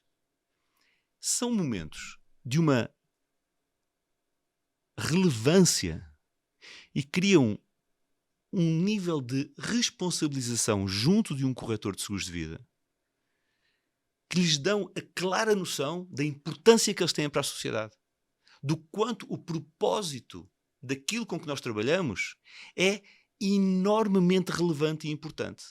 Então tu entregas a esse profissional 2 coisas: a justa remuneração dele e a execução de uma realização pessoal e profissional que na nossa indústria é poderosíssima. Sim. E de que eu tenho um imenso orgulho. Sim. Porque quando, no papel que eu tenho que promover que isso aconteça todos os dias da maneira mais eficaz possível, melhor possível, e a gente vê os resultados de vermos que a população brasileira está cada vez mais protegida, apesar de ainda muito pouco, mas que isso cresce e vai acontecendo, eu tenho um indisfarçável, enorme orgulho de poder fazer parte dessa indústria. Muito legal. E você trouxe uma coisa assim que eu acho que é devido ao grau, vou chamar aqui de baixa consciência, vamos chamar assim, né? Acho que no Brasil, sobre esse produto de previdência e tal, é quanto o vendedor ele tem que ser. A gente fala de venda consultiva, mas nesse caso você tem que ser um professor, né? Tudo isso que você está falando, você está explicando situações que muitas vezes não passaram pela mente de muitas pessoas que estão nos assistindo, né? Como você disse, cara, o seguro de vida a gente pensar só se eu morrer. Não, mas aí se eu tiver dinheiro eu não preciso. Não, mas aí tem a herança e tal. Então, como é que você vê assim essa posição eu costumo dizer que a gente está trabalhando para desenvolver a nova geração de profissionais de vendas. Né? O que a gente teve até aqui foi uma construção de vendedores que vieram porque foi o dom dele nunca foi muito aliado à necessidade das indústrias. Né? Ele sempre lá foi o cara que arrumou a festa junina da escola, o cara que fazia o movimento, mas não tirava 10 em matemática. Então logo na escola ele nunca teve valor. Só que ele tinha habilidades que somente hoje o Fórum Econômico Mundial entende que são as habilidades do profissional do futuro. Eu digo que dos vendedores já são profissional do futuro porque eles têm a comunicação, têm a habilidade de inovação, de criatividade e tudo mais. Como é que você vê assim essa necessidade do profissional de vendas ter que, eu vou chamar se reposicionar, claro que existem vários profissionais, mas imaginando um profissional, né, um corretor de vocês, que tem que chegar para uma família que às vezes nunca ouviu falar de previdência nessa linguagem. Né? Só o que você trouxe aqui, na minha cabeça, eu já tive uma expansão de consciência sobre previdência por várias óticas. E essa é a vida do vendedor que vai lá na casa do cara. Oh, você sabe o que é? Qual a palavra que ele vai usar se o cara faltar? Né? Que são tabus que ele tem que resolver. Então, como é que você vê assim, a potência dessa pessoa? Porque o que eu entendo é o produto ele se comoditizou. Então, tem muitas coisas que são boas e diferentes, mas está muito mais para parecido que para igual, que para diferente. A parte do marketing também tem investido muito, mas o vendedor, se ele for hábil em contar essa história e apresentar para o cara um professor das possibilidades de solução para expandir a consciência dele sobre o tema previdência, por exemplo, é o que a gente está falando aqui, ele sim vai fazer diferença para a companhia. Então, como é que você vê assim a carência dessas pessoas e o que elas podem fazer para chegar nesse lugar de poder explicar como você explicou aqui para mim? Eu vejo exatamente como tu descreveste. Nós, no início deste ano, no final do ano passado, na realidade, nós fizemos uma pesquisa grande, nós perguntámos aos milhares de profissionais que trabalham connosco, que escolheram trabalhar com a MAG, fizemos um exercício com eles, uma pesquisa com trade-offs, né? Uhum. Com algumas hipóteses de como os nomear. Eu acho um bocadinho injusto a percepção menos positiva que a sociedade entrega à palavra corretor. Mas nós não estamos aqui para lutar com realidades estruturais. Sim. Aí vou só trazer um ponto que a gente já discutiu, mas no Brasil você acha mais? Não. No mundo inteiro é assim. No mundo eu inteiro. tenho a impressão que nos Estados Unidos o cara que é um corretor, o cara tem muitos corretores bem-sucedidos, então é um caminho de sucesso possível. Né? No Brasil eu vejo que é ao contrário. Pode até ser um pouquinho melhor nos Estados Unidos, mas há um prejudice, não é? Há um preconceito ali. Então nós fizemos uma pesquisa e trouxemos algumas hipóteses de nomeação da atividade. E das várias hipóteses, aquela que foi eleita pelos profissionais, não por nós, tá? Uhum. Foi especialista em proteção financeira. E eu, pessoalmente, acho que eles acertaram em cheio. Uhum. O que um corretor de seguros de vida é, ou qualquer outro agente de venda de seguros de vida, porque não necessariamente tem que ser um corretor, tá? É um especialista em proteção financeira. E porquê que ele é um especialista? No caso da MAG, porquê que ele é um especialista? Porque ele não vai numa casa que precisa de comprar recipientes para servir água, ele não vai vender este copo. Ele vai nessa casa e ele percebe quantas pessoas é que bebem líquidos, que tipo de líquidos é que elas bebem, com que frequência é que elas bebem, como é que eles são acomodados, como é que eles tipicamente são lavados. Eu estou a fazer uma metáfora. Sim. Para te dizer que o que nós tentamos criar dentro de casa, o que nós criamos de fato dentro de casa, são profissionais capacitados para poderem chegar em qualquer pessoa e trazer as diferentes hipóteses de proteção financeira que podem fazer sentido para aquela pessoa. Uhum. Nós temos 72 produtos em comercialização. Não há nenhuma seguradora de vida no Brasil com um portfólio de produtos tão amplo como o nosso. Nenhuma, eu te garanto. Uhum. Isso é muito bom e tem um viés menos bom, que é tu saberes articular 72 produtos. Isso não é uma coisa óbvia. E ninguém começa por vender 72 produtos. Uhum. A pessoa, quando começa na atividade, ela começa por trabalhar com um portfólio de 15 produtos, absolutamente capaz de entregar uma boa solução. Agora, aqueles nossos corretores, aqueles nossos especialistas em proteção financeira, com mais experiência, com mais conhecimento, eles articulam os 72 produtos. E mais do que isso, voltam a ti todos os anos para perceber se aconteceu algum fato novo na tua vida que promova uma rediscussão das coberturas e dos capitais. Uhum. Então, o que é que o profissional tem que fazer? Manter-se atualizado. É óbvio que eu vou defender a minha dama aqui, que é a Max Seguros. Sim. Essa é a nossa forma de operar. Mas não é verdade que no mercado as minhas congêneres não tenham também total capacidade para poder oferecer esse tipo de capacitação para esse profissional. Então nós hoje temos um mercado feito de operadoras de muita qualidade, seguradoras muito sólidas, com produtos muito bons e com capacidade de gerar esse tipo de treinamento e esse tipo de capacitação. Sim, eu acho que nós fazemos melhor, mas há uma demanda dada no mercado brasileiro que tem a ver com uma questão demográfica de novo. Quando eu cheguei no Brasil havia cerca de 30 milhões de pessoas na classe média. Hoje há cerca de 103, se eu não me engano, do censo. Isso quer dizer que, veja bem, em 23 anos nós passámos de 30 para 103. O que é que isso quer dizer? Tu tens cohorts de entrada na classe média. Tu tens as pessoas que entraram em 2003, que entraram em 2004, 2005, por aí afora. Quando tu entras na classe média, tu segues aquela lógica da pirâmide de Maslow, que diz basicamente o seguinte: tu vens de uma situação pré-classe média, entras na classe média, tu tens algumas necessidades básicas para satisfazer. Uma melhor alimentação, uma melhor habitação. Depois disso vem uma melhor educação para os meus filhos. Depois disso vem um lazer melhor. E chega num momento em que tu olhas para tudo isso que tu conquistaste ao longo dos teus últimos 10 anos e dizes assim: agora eu quero proteger o que eu conquistei para a minha família. Porque passámos de 30 para 103, nós temos uma demografia dada. Eu tenho cohortes de classe média a entrarem num momento de maturação nessa classe média em que comprar uma proteção financeira faz todo o sentido para eles. Qual é o nosso trabalho? Encontrar essas pessoas. Sim. Treinar os profissionais para que nós, tendo encontrado essas pessoas, ou tendo ajudado eles a encontrar essas pessoas, e eles estando preparados para a sensibilização e tendo o portfólio de produtos para fazer isso, eles possam oferecer essa proteção financeira, porque ela vai fazer todo o sentido naquele momento de vida daquelas pessoas. Então, o profissional, da maneira que tem que se preparar, se ele se apaixonar por esta atividade, e é apaixonante, é preparar-se. E tem um mercado muito preparado. Temos a Escola Nacional de Seguros, temos as universidades corporativas, como nós temos a Universidade MAG, preparada para fazer esse treinamento. Temos vários processos de capacitação em curso na indústria e temos um mercado dado, demograficamente, matematicamente dado, que só tem por onde crescer. É um grande mercado para apostar numa carreira. E terminando de novo a responder à tua pergunta. Até porque o seguro de vida, ele segue sendo um produto não comprado instintivamente. Ele é vendido. Então tu podes ter um momento de sensibilização que hoje até é feito em grande parte no mundo digital,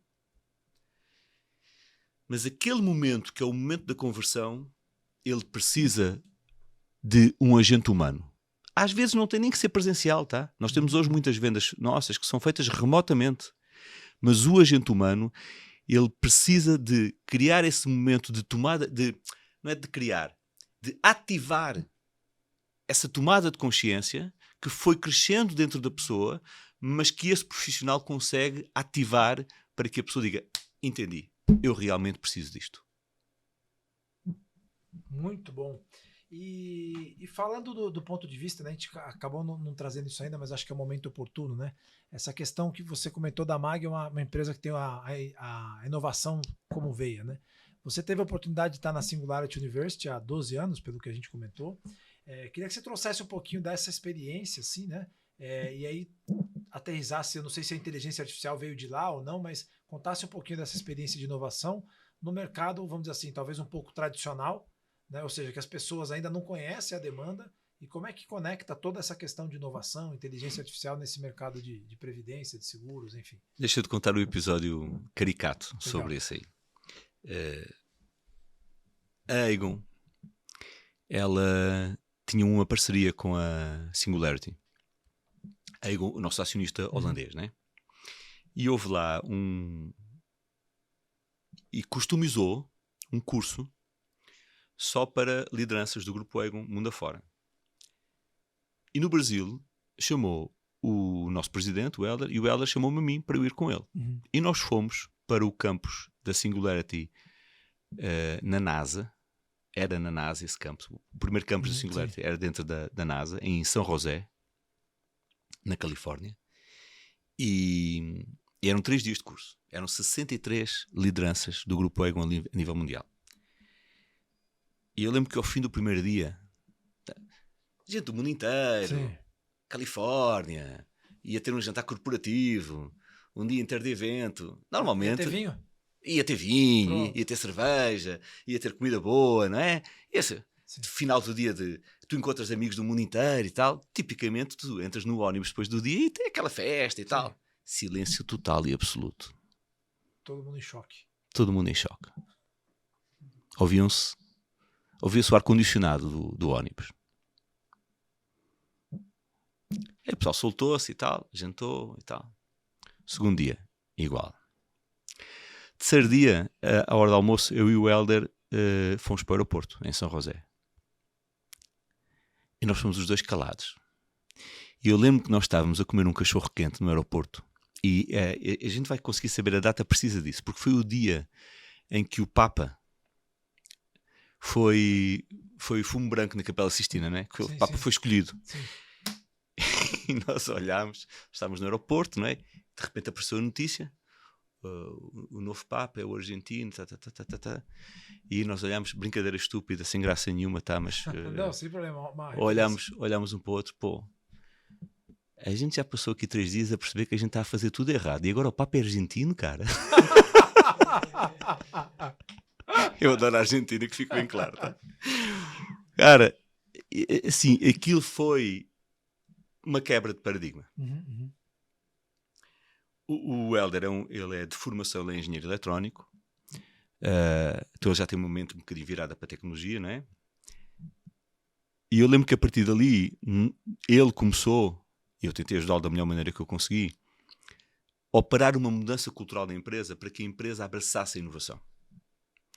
Então nós começámos isto muito antes da inovação ser moda. Começámos isso por essa experiência absolutamente disruptiva que tivemos nesse curso da Egon, da Singularity, e que fez com que se iniciasse de uma forma consciente e intencional um processo dentro de casa de abraçar a tecnologia. O resultado disso é que a MAG tem recebido consecutivamente várias premiações relativamente à sua postura, relativamente à tecnologia, tudo premiações absolutamente incríveis, maravilhosas, que nos têm sido dadas por diferentes entidades do mercado brasileiro. Ainda recentemente, anteontem, numa pesquisa da época, viemos como, no nosso setor, a segunda empresa mais inovadora. Que legal. E mudou a cultura da empresa. A empresa começou a abraçar a questão da inovação. E daí vieram 1000 coisas diferentes que começaram a ser feitas. Um processo de vendas 100% digital, ninguém tinha. Aceitação automática através de inteligência artificial, ninguém tinha. Utilização de inteligência artificial para o geodimensionamento da expansão das forças de vendas, em que cidades abrir, com qual tipo de público-alvo, onde alocar mais equipes de gerentes. Então a gente foi trazendo cada vez mais tecnologia, e hoje a empresa, a gente brinca que ela é uma insurtech grande, né? Porque nós somos 1700 pessoas, então chamar de insurtech já é sacanagem. Sim. Mas a gente brinca que nós somos uma grande insurtech, porque não era assim, quando começámos não era assim. Eu lembro da gente trazer o Salim Ismail para palestrar para a equipe, e a gente ter saído da sala, da palestra, isto foi há, sei lá, 8 anos atrás, ou mais talvez até, e temos olhado e temos dito assim, cara, acho que ninguém percebeu porra nenhuma do que ele disse. Ninguém entendeu. Mas hoje não, hoje tu tens uma empresa em que falar de tecnologia, falar de inovação é o dia-a-dia. A empresa é uma empresa que se transformou numa empresa extremamente tecnológica, e em que o negócio hoje nasce tecnológico. Não há nenhuma ideia de negócio que não nasça com uma tocada digital, com uma tocada tecnológica. Conscientes, no entanto, de que o last mile da venda é humano. Vê bem, eu até tenho umas 80, 100 vendas 100% digitais todo mês, tá? lá na nossa loja online, a gente até tem lá isso, tá? É um sinal fraco de que alguma coisa, porque há 5 anos atrás Sim, era zero. 0 ou era 5, tá? Então há um sinal fraco de que qualquer coisa pode estar a mudar. Mas um dos maiores erros que as empresas fazem é apostar a coisa certa na hora errada. Sim. Então a gente está a tentar ser muito atento a essa evolução para que a gente possa abraçar também essas pessoas que parece que estão a começar a aparecer e que querem uma venda 100% digital. Em algum momento isso vai ser importante? Com certeza será. Uhum. Qual? Essa é a Sim. bola de cristal. Muito bom, Nuno. Vamos para a nossa reta final aqui. Estou adorando o papo. Dava para a gente falar mais horas e horas, né? Papo Obrigado. não, uma Eu aula, também né? estou adorando. Uma aula, né? Que é isso, por Uma amor de aula Deus. sobre previdência, sobre vendas, etc e tal. Então acho que já tem espaço para a gente fazer uma segunda rodada. Aí talvez a gente possa providenciar o vinho, né? Não sei se a gente vai conseguir achar o vinho na altura do Nuno aqui, mas... O vinho bom é o vinho que cria um bom momento de convívio e de troca, tá? Esse é que é o vinho bom, tá? O resto é conversa. Maravilha. Então vamos providenciar isso aqui. O vinho eu trago, compromisso meu. Pronto, então já está confirmado. Tá Maravilha. bom. Olha só, a gente teve a oportunidade de fazer um trabalho, foi relativamente rápido, né? E aí eu sempre fico preocupado assim, né? A marca é aquilo que você deixa quando você levanta da mesa do bar, né? Então quando você vai embora, o que as pessoas falarem de você é a marca que você deixa, né? E aí eu queria saber qual foi a marca, né? Ou do sentimento, algo talvez menos burocrático assim, né? O pessoal fala de ROI e tal, não sei o quê. Mas qual é a marca que a aceleração de vendas deixou para você ou que o Marcelo Charra deixou para você? A gente teve oportunidade de palestrar para você lá na Startse. Qual é a marca? O que você sente quando você fala aceleração de vendas? O que faz a gente... A pergunta, na verdade, começa assim, né? Existe um cara que chama Dr. Seuss. Ele é o cartunista da Universal Studios. Ele faz o que faz você ser mais você do que os outros. E aí a pergunta é o que faz nós sermos mais nós do que os outros, né? Nós tivemos esses 2 momentos de convívio, um nesse trabalho que vocês fizeram, que até foi um trabalho que foi organizado pela nossa área de gente e gestão, que foi que nos apoia imenso na nossa atividade de treinamento, de capacitação, de recursos do processo de vendas e tudo mais da área comercial da empresa. E as colegas de gente e gestão escolheram-vos a vocês, no âmbito de uma concorrência que fizeram, para poder trazer mais um momento de capacitação das nossas forças de vendas.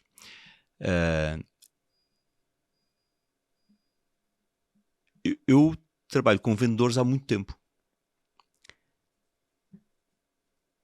Hoje, no mercado em que nós estamos, tu tens que unir algumas coisas e criar um ponto de equilíbrio. Tu tens que ter um portfólio de produtos adequado. Tu tens que ter um processo de vendas bom. Tu tens que ter a capacidade de treinamento adequada. E tu tens que ter um propósito claro. O que vocês foram fazer lá foi contribuir para a consolidação desta visão que existe dentro da empresa. A questão do propósito, como tu já vistes, está muito clara na empresa. Se tu falas com qualquer funcionário da empresa e com os nossos parceiros de distribuição, tu vais ver que o propósito sai natural. A gente não obriga ninguém a decorar a frase. A gente tem lá o nosso propósito. A gente não obriga ninguém a decorar a frase. A gente quer que as pessoas, com as suas palavras, digam o que é que fazem na vida quando estão a trabalhar na MAG. E todos dizem. Todos dizem. O processo é algo que serve para potencializar, promover o talento de cada um.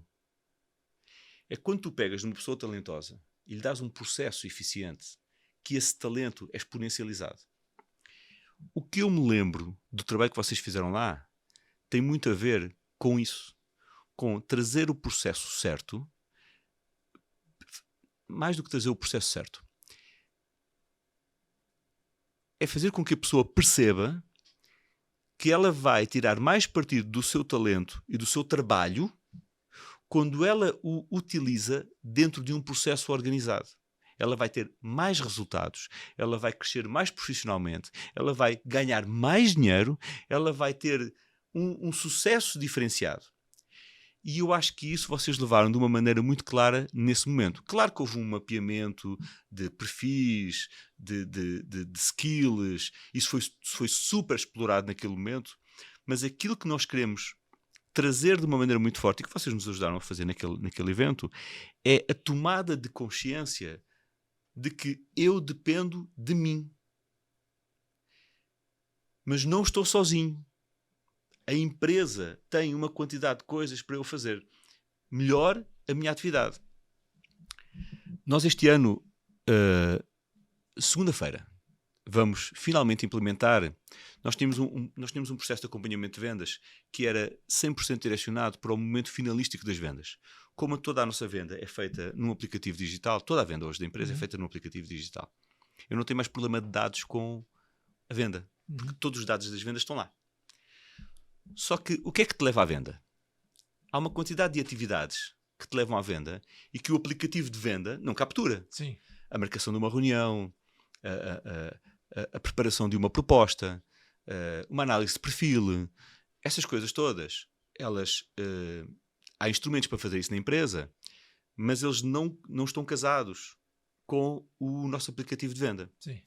Então nós criámos em Salesforce uma jornada que é a jornada que antecede a venda. Conectámos isso com os dados da venda e agora, a partir de segunda-feira, vamos começar pelos nossos gerentes comerciais e eles vão começar a usar esse aplicativo que eles co-criaram com a área de experiência do usuário e com a área de tecnologia e em que nós vamos ganhar total rastreabilidade de todas as atividades que geram a venda. Excelente. Ou a não venda. Sim. Quando tu dizes a um vendedor que tu vais criar uma coisa que vai controlar as atividades dele desta maneira, o vendedor tradicional não gosta muito disso, cara. Ele, caraca, é sério, ele não gosta disso. Mas o que é o vendedor tradicional?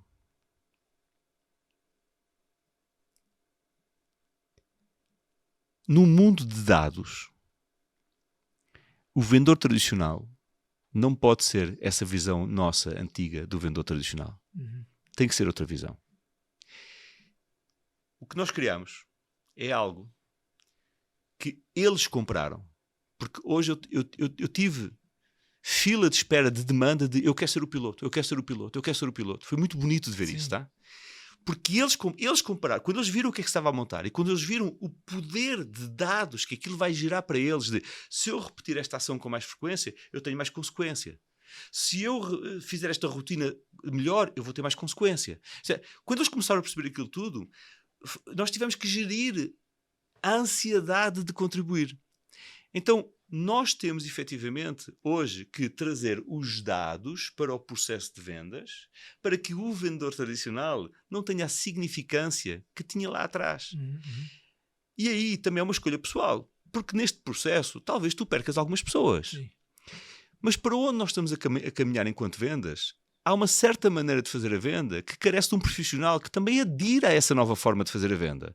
Então nós queremos esse tipo de profissional. E numa força de vendas tão grande como a nossa, tu vais ter lá uma percentagem que não se vai adaptar. Sim. Tu vais ter outra percentagem que vai precisar de um processo de adaptação, e nós temos isso tudo mapeado sobre como fazer isto, e tu vais ter os early adopters, não é? Que vão dizer, eu quero, e fazem bem feito. Mas nós temos que caminhar para essa visão, essa ressignificação do vendedor tradicional, e é isso que nós estamos hoje, um enorme desafio que nós temos hoje na empresa é essa ressignificação. Muito bom, muito bom. E passa muito para o vendedor rever a identidade dele, né? Ele Sim. fala, sempre foi assim, né? É. E aí agora o cara tem que mudar algo que é muito consolidado dentro dele. Né? Eu estou num entusiasmo absurdo com este assunto, cara. Porque eu estou a ver um nível de energia relativamente ao lançamento. Fizemos protótipo, fizemos testes, fizemos mil coisas, tá? Mas agora é a série, né? Sim. Eu estou a ver um nível de energia tão grande com isto que eu até estou com um bocadinho de medo de gerir a ansiedade das pessoas. Acho que a gente passou do ponto, tá? A gente agora vai ter que... Porque cria-se uma expectativa num instrumento tão novo e tão disruptivo que talvez crie um pouquinho a expectativa de que ele também vai resolver todos os problemas. E isso é uma mensagem muito ruim, tá? ver um dashboard de Power BI não faz venda nenhuma acontecer, tá? Não. Então é preciso que as pessoas também percebam isso muito claramente, não é? Mas nós temos uma força de vendas muito madura, muito profissional. Eu estou super confiante de que vai ser um movimento grande. Vocês ajudaram-nos muito nesse momento com essa tomada de consciência de que os skills mudaram, os perfis mudaram, e de que a aderência a um processo eficiente é necessária. O latino, ele questiona muitas coisas. Uhum. E vê bem, nós temos lá uma série de OKRs, né? Uhum. Em algum momento da nossa vida enquanto empresa, aquele OKR não existia. Não existia. Não existia. Aquela atividade-chave não existia. Sim. Porquê é que ela existiu? Porque um dia alguém disse assim, e se? Sim. Então, tu não podes criar um processo que mata a criatividade. Agora, tu não podes deixar que essa criatividade mate o processo. Sim. Então, eu às vezes... A frase é boa, hein? Deixa aí, Alvinho, para colocar no corte. O profissional... A gente às vezes recruta umas pessoas muito entusiastas, né? Sim. Graças a Deus. A energia é sempre bom, né? Sim. E ele recebe todo o treinamento, toda a capacitação, vai lá vai lá. E passado 2 semanas ele chega com 15 ideias novas. E isso é bom. Mas vamos concordar que, para que a gente pense que um profissional que tem 15 dias de casa pode trazer uma ideia boa, das duas uma, ou aconteceu uma coisa absolutamente fora da curva, ou então ele tem que se legitimar no processo que está consolidado nesta empresa, depois de 30 anos de estrada, a fazer este processo, para depois realmente poder chegar e dizer, e se? Então, há um equilíbrio, efetivamente, entre criatividade e disciplina que tem que ser operado e que no ambiente latino é um pouquinho mais desafiante, tá? Mas que, por causa de todo o investimento que a gente faz em educação, em exposição dos nossos profissionais a fóruns internacionais de vendas, muitos deles vão para o Gama todos os anos, que é um grande evento de gestores de equipes de vendas de seguros de vida que acontece nos Estados Unidos. Muitos deles investem em educação própria. A nossa Universidade Corporativa tem muitos módulos de capacitação. Nada disto gera hoje muita reação dentro da empresa. E este processo em particular, que é a gestão das atividades comerciais, que é como ele se chama, ele está a gerar um entusiasmo muito grande em todos nós. Muito bom. Nós chamamos aqui de indicadores parciais, né? Você geralmente tem os indicadores de venda, né? Que é margem, percentual e tal, mas a gente chama de indicadores parciais, que é durante a jornada. Da jornada, exatamente. É isso Quantas mesmo. visitas você fez? Exato, é isso mesmo. É o isso princípio mesmo. da previsibilidade. Exato. Muito bom, Nuno. Para a nossa reta final aqui, se você encontrasse o Nuno com 10 anos de idade, olhando pelos olhos dele, o que você diria para ele agora, depois de toda essa estrada? Se encontrasse aquele garoto num parque, né? O Nuno com 10 anos de idade, e aí agora com a experiência que você tem, o que você diria para ele?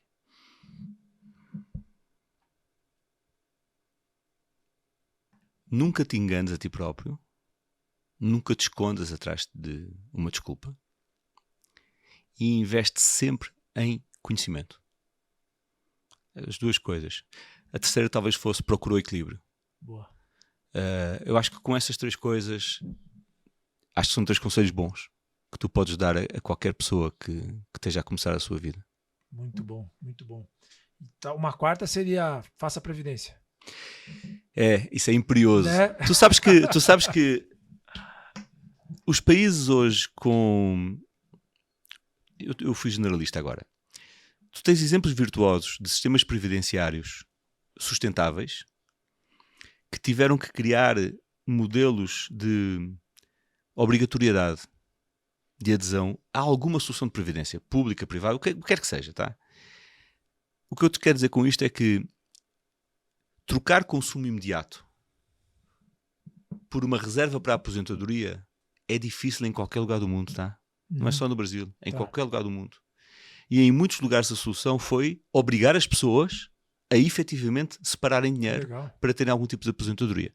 Então, de novo, como é que tu disseste? O brasileiro se autoflagela muito, não é? Síndrome de vira-lata. E síndrome de vira-lata. Calma, tá? não é um fenómeno só brasileiro. Sim. Tá? Em muitos países do mundo tiveram que se adotar soluções compulsórias para efetivamente criar sistemas previdenciários economicamente sustentáveis. Muito bom. E agora indo para frente, com 80 anos, então o que o Nuno de 80 anos diria para o Nuno de hoje?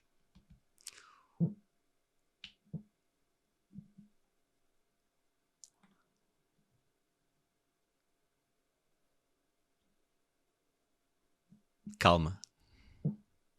Não tentes resolver tudo. Muitas coisas autorresolvem-se.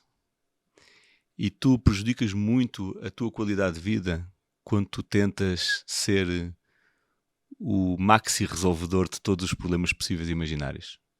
Então, calma. Muito bom, muito bom. E agora, para a nossa reta final aqui, se você tivesse a oportunidade, esse podcast fosse para o mundo inteiro e 100% das pessoas do mundo fossem... Mas não vai? ouvir, vai? Ah, bom. Vai para 99%. A hipótese é só 1% a mais, entendeu? Ok, combinado então. Se todas as pessoas do mundo estivessem ouvindo, que recado você daria para elas?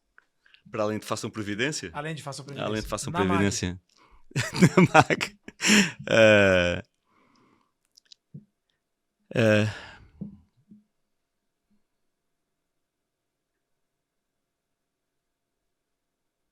O meu porto feliz é a minha família. E apesar disto poder parecer muito careta e muito pouco moderno, eu acho que se eu pudesse trazer uma mensagem que eu sei cujo resultado é garantido para todos, é sempre invistam na vossa família e no vosso núcleo familiar. Isso faz toda a diferença para todo o resto da nossa vida, em todo o tipo de momentos da nossa vida. Eu acho que, por muito careta que possa parecer, esse investimento no núcleo familiar é a coisa mais certa que tu fazes na tua vida. Amém. Nossa, que coisa boa. Eu concordo em 100%, porque no final de tudo é sempre você com a sua família, né? Exato. Seu núcleo. É isso aí. Muito bom, maravilhoso.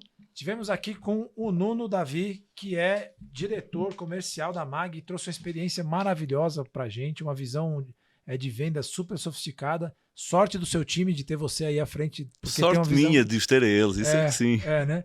O time é composto por todo mundo, mas como eu disse no começo, desde o primeiro contato que eu tive com o Nuno, deu para perceber essa diferença da leitura das vendas, de uma questão um pouco mais sofisticada, e nem sabia que tinha tanto repertório. Já fica o convite aqui, a próxima com vinho, para a gente poder falar um pouco mais e evoluir um pouco mais nos assuntos. Então, quem quiser seguir o Nuno, muito ativo lá no LinkedIn, Num Davi com D no final. Então vai estar na descrição aqui da bio.